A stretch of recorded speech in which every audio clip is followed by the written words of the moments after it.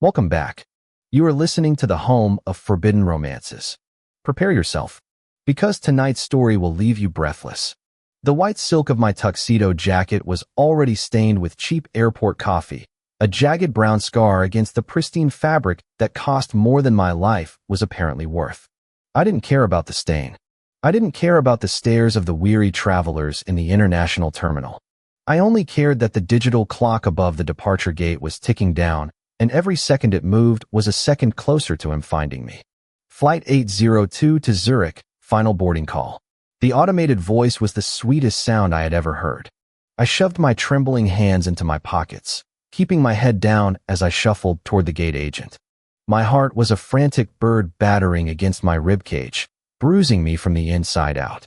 I handed over the boarding pass, a ticket purchased with a stolen credit card, under a fake name, 20 minutes ago.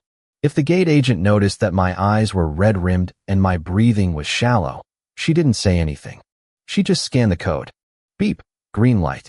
Enjoy your flight, Mr. Blackwood. I almost laughed. Julian Blackwood. A ghost. A nobody. Anything was better than being Julian Vane, the property of the most terrifying man in the hidden underworld of the city. I hurried down the jet bridge, the sterile air conditioning chilling the sweat on my neck. I had done it.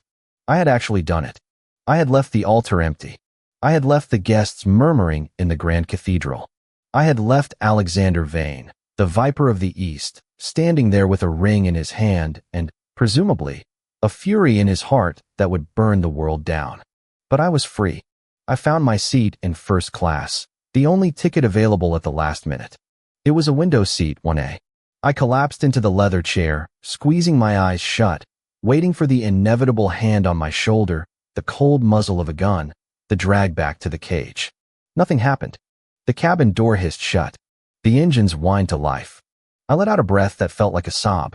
You look like you've just buried a body, or are running from the man who did. The voice was low, baritone, and vibrated with a strange, magnetic resonance that made the hairs on my arms stand up. I snapped my head to the right. I hadn't even noticed the man sitting in the aisle seat, 1B. The cabin was dimly lit for the evening departure, and he seemed to absorb the shadows around him. He was reading a newspaper, an actual, physical newspaper, which obscured the lower half of his face. But I could see his hands. They were large, elegant, and clad in black leather gloves despite the climate-controlled cabin. He wore a charcoal suit that whispered of bespoke tailoring, sharp enough to cut.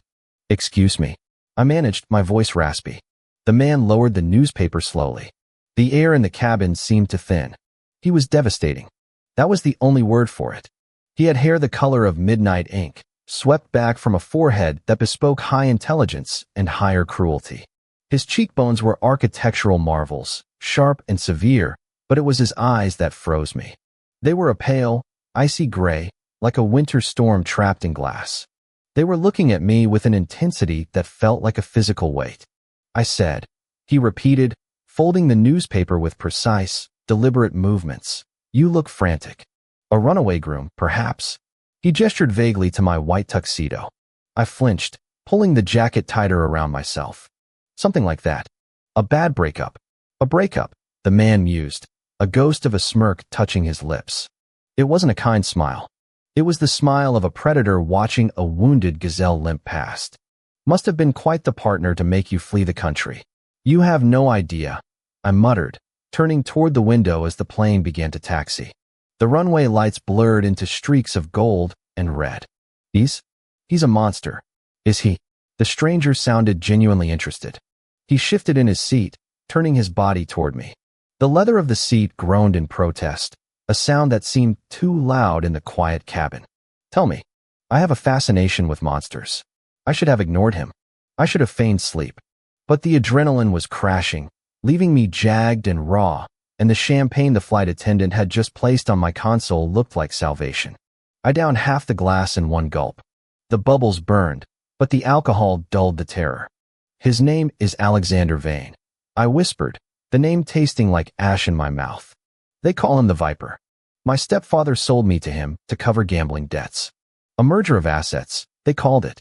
A slaughter, I call it. The stranger picked up his own glass of whiskey. He didn't drink. He just swirled the amber liquid, watching the vortex. Vane. I've heard the name. Rumor has it he's a recluse. No photographs. No interviews. Just influence. He's worse than a recluse. I hissed, the fear loosening my tongue. He's a sadist. They say his last 2 fiancées disappeared. Poof. Gone. And at the rehearsal dinner. I felt it. The air around him. It's cold. Dead. I couldn't do it. I couldn't let him touch me. So you ran, the man said. Without a plan. Without money, I assume. Just the clothes on your back and a stolen credit card. I froze. How did you know about the card? The stranger tapped the side of his temple with a gloved finger. Deduction. You check your pockets every 30 seconds. You haven't looked at the menu. You're waiting for the other shoe to drop. I swallowed hard. I just need to get to Zurich. I have a friend there. I can disappear. Zurich is lovely this time of year, the man agreed. Clean. Orderly. Expensive. A difficult place to be a ghost, Mr. Blackwood. I lied again. Mr. Blackwood. The way he said the fake name made it sound like an insult. And what will you do when the viper comes for you? Because a man like that, he doesn't like to lose his possessions. I'm not a possession, I snapped, a flare of defiance cutting through the fear. I turned to face him fully, meeting those icy gray eyes. I am a human being, and I would rather die on the streets of Zurich than live in a gilded cage with a man who thinks he can buy a husband like he buys a racehorse. The stranger stared at me for a long moment. The silence stretched, taut as a violin string. Then, incredibly, he laughed. It was a dark, rich sound, devoid of warmth but full of amusement. Fire, he murmured, almost to himself. I was told you were docile. A shy little scholar who liked poetry and silence. But there is fire in you, little bird. The plane lurched as we hit the ascent, pressing me back into my seat. What did you say? I said. The stranger leaned in closer, the scent of expensive sandalwood and rain overwhelming my senses, that the intelligence reports were severely lacking. My blood ran cold. The champagne turned to acid in my stomach. Who are you? The man didn't answer immediately. He took a slow sip of his whiskey, his eyes never leaving mine. Then, he reached into his inner pocket. I flinched, expecting a weapon. He pulled out a small, velvet box. With a flick of his thumb, he opened it. Inside sat a ring. A band of black platinum, inset with a sapphire so dark it looked like a bruised heart. It was the ring. The ring I was supposed to wear 3 hours ago at the altar. The oxygen left the cabin. My lungs seized. I scrabbled backward, pressing myself against the cold window, my fingers clawing at the plastic shade. No, I gasped. No, no, no. You can't be. Alexander is such a formal name, the man said smoothly, closing the box with a sharp snap. I prefer Damon. It's what my friends call me. Not that I have many. I stared at him, horror dawning like a black sun. The gray eyes. The aura of command. The reason he knew about the credit card. The reason the seat next to me was empty until the last second. You're him, I whispered. You're Vane. And you, he said, are Julian. My very expensive, very troublesome, and surprisingly resourceful fiancé. Help. I tried to shout, but my voice came out as a strangled squeak. I looked around for the flight attendant, but the curtain to the galley was drawn. The other passengers in first class were wearing noise-canceling headphones, asleep or engrossed in movies. Don't embarrass yourself, Damon said, his voice dropping an octave, becoming a command that vibrated in my bones. This is a private charter masked as a commercial flight. Everyone on this plane, from the pilot to the woman in 4C, works for me. Did you really think you could buy a ticket out of my city without my systems flagging it instantly? I felt the blood drain from my face. It was a trap. The open gate. The available seat. It was all a trap. Why? I asked, my voice trembling. If you knew, why let me run? Why let me get on the plane? Damon unbuckled his seatbelt and shifted, leaning over the center console. He was too close. I could feel the heat radiating from his body, a stark contrast to the ice in his eyes. He reached out, his gloved hand hovering near my face. I flinched, squeezing my eyes shut, expecting a blow. Instead, the leather of his glove grazed my cheek, a touch so light it was almost a caress. He traced the line of my jaw, his thumb resting on my pulse point, feeling the frantic rabbit kick of my heart. Because, Julian, he said softly, I wanted to see if you would. My advisors told me you were weak, that you would weep at the altar and submit to your duty like a good little sacrifice. I don't want a sacrifice. I don't want a doll. His fingers tightened slightly on my chin, forcing me to look at him. I wanted to see if you had the courage to run, to defy me. Because if you are going to stand by my side, you need to be able to survive the wolves. And the only way to survive the wolves is to be one yourself. I hate you. I spat, tears of frustration and terror pricking my eyes. I will never stand by your side. Hate is a passion, Damon countered, unfazed. It is much better than indifference. We can work with hate. He released my chin and sat back, adjusting his cuffs. Relax, Julian. It's a long flight. Where are you taking me? I demanded. Zurich? Hardly. We diverted 10 minutes ago. We are heading to my estate in the Alps. Isolated. Fortified. Beautiful. He picked up his newspaper again. Now, drink your champagne. You look pale. I stared at him, my chest heaving. The sheer audacity. The absolute control. He had orchestrated my rebellion just to test the quality of his merchandise. I'm not going with you, I said, unbuckling my seatbelt. Damon didn't look up from the paper. Unless you plan to open the emergency exit and fall 30,000 feet, you are going with me. I'll scream. When we land, I'll scream until the police come. The police in the region we are flying to are on my payroll, he said boredly. Try again. I slumped back, defeated. The energy drained out of me, leaving a hollow ache. I was trapped in a metal tube in the sky with a monster who treated kidnapping like a first date. Why me? I asked quietly, the fight momentarily exhausted. You could have anyone. Why buy a bankrupt heir? Damon lowered the paper again. This time, his expression was unreadable. Because of your eyes, Julian. I blinked. My eyes. They are honest, he said. In my world, everyone wears a mask. Everyone lies. But you wear your heart on your sleeve. It's dangerous. It's foolish. And it is the most captivating thing I have seen in a decade. He reached into his pocket again and pulled out a key card. He slid it across the console toward me. What is this? Access to the satellite Wi-Fi, he said, and the password to a bank account in the Cayman Islands with $5 million in it. I stared at the card, then at him. I don't understand. The account is in your name, Damon explained. It is yours. You can transfer it, donate it, burn it. I don't care. You're giving me $5 million? While kidnapping me. I am proving a point, Damon said. You think you are a prisoner because of debt. Because your stepfather sold you. I just removed the debt. You are no longer sold. You are rich. So, I can go. No, he smiled, and it was a wolf smile. Now that you have the means to leave, you stay because you have no choice physically, but no obligation financially. I want to strip away the excuses, Julian. I want you to hate me for me, not for your poverty. You're insane, I whispered. Perhaps.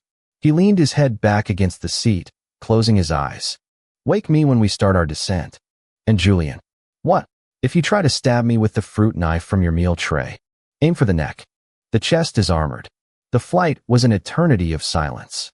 I sat there, the key card burning a hole in my hand, watching the man beside me sleep. Or pretend to sleep. His breathing was even, his hands relaxed. He trusted his power so completely that he could nap next to the man who wanted to escape him. I thought about the knife. I thought about the money. I thought about the sheer, overwhelming complexity of the creature named Damon Vane. When the plane finally banked, descending through a thick layer of clouds, I looked out the window. Below us, jagged peaks of snow-capped mountains pierced the sky. Nestled on a cliffside, accessible only by air or a single winding road, was a fortress of stone and glass. It looked like a villain's lair from a movie, stark and imposing against the white landscape. Home sweet home. Damon's voice came from beside me. He was awake, his gray eyes alert. It looks like a prison, I said. It's a sanctuary, he corrected. The world outside is messy, Julian. Up here, there is only clarity. The plane landed on a private strip carved into the mountain. As the engines whined down, the cabin door opened, rushing in the biting cold air of the Alps. Snowflakes danced into the cabin. Damon stood up, towering over me in the confined space. He held out a hand. The leather glove creaked. Come, he said. The wedding is over. The marriage begins. I didn't say I do. I gritted out. ignoring his hand and standing up on my own shaky legs. "You got on the plane," Damon said, stepping aside to let me pass into the aisle. "That was your vow." We descended the stairs onto the tarmac. A sleek black car was waiting, surrounded by men in dark coats who bowed their heads as Damon approached. They didn't look at me. To them, I was just baggage. But Damon stopped at the car door. He turned to me, the wind whipping his dark hair and my white jacket. He looked at me, shivering in the snow, defiant and terrified. "One rule," he said, his voice cutting through the wind. "Here, you are mine. You do not run. You do not hide. You face me. And if I don't," I challenged, my teeth chattering. Damon stepped closer, invading my space until all I could see was him. He reached out and grabbed the lapels of my jacket, yanking me forward. His face was inches from mine. I could see the flecks of silver in his irises.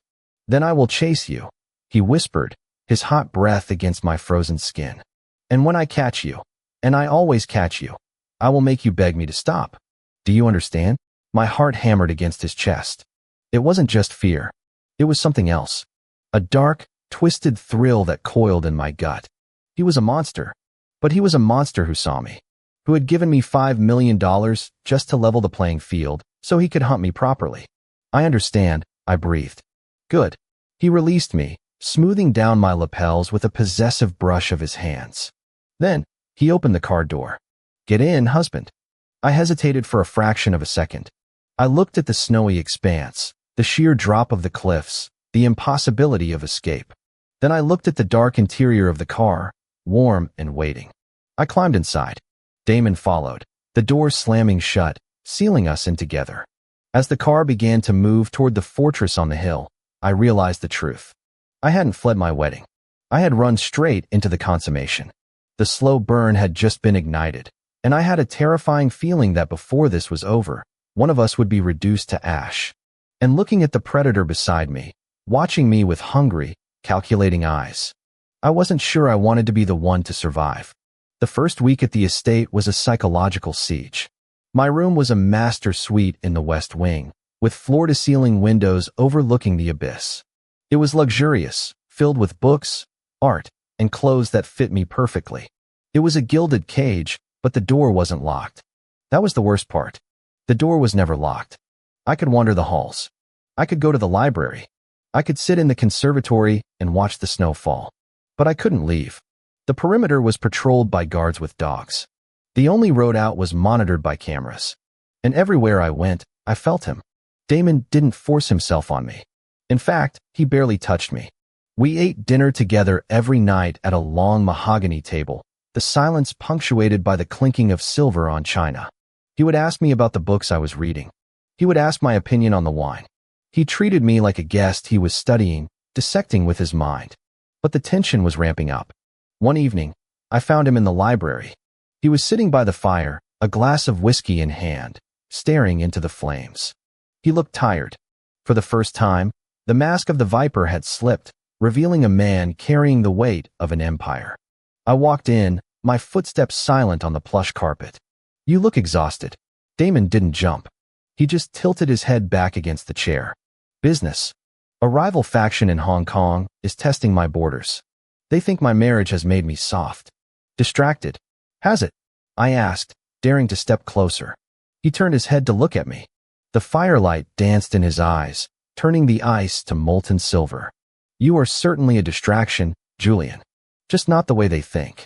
"And how is that?" "I find myself rushing home," he admitted, his voice low. "I find myself checking the cameras to see where you are. Not to ensure you haven't escaped, but just to see you. To see you reading. To see you sleeping." A shiver ran down my spine. "That's creepy." "It's obsession," he corrected. "There is a difference." He stood up, setting the glass down. He moved toward me, the predator returning. "And I think you are becoming obsessed too." "I am not," I lied, backing away until I hit the edge of a heavy oak desk. Damon followed, placing his hands on the desk on either side of me, trapping me. "Liar. I see it in your eyes. You wait for me at dinner. You wear the clothes I bought you. You argue with me not to push me away, but to see if I'll push back." He leaned in, his nose brushing mine. "You like the game, Julian. You've been bored your whole life, playing the perfect, submissive stepson. Finally, you have an opponent. My breath hitched. He was right. God help me, he was right. I hated him for kidnapping me, but he made me feel more alive in this frozen fortress than I ever had in the real world. What do you want from me? I whispered. Everything, Damon said. I want your fear, your anger, your laughter. I want you to look at me and see the only man in the world. He moved his hand from the desk to my waist, pulling me flush against him. The heat was instantaneous, a flash fire that burned through the layers of our clothes. I want to kiss you, he said, stating it as a fact, not a question. Then do it, I challenged, my voice shaking. Stop analyzing and do it. Damon's eyes darkened. Careful, Julian. If I start, I won't stop. I'm not running anymore, I said. And I meant it. He crashed his lips onto mine. It wasn't a gentle kiss. It was a claiming. It was rough and hungry and desperate. He tasted of whiskey and smoke and danger. His hands tangled in my hair, tilting my head back to deepen the angle. I grabbed the lapels of his jacket, just like he had done to me at the airstrip, and pulled him closer.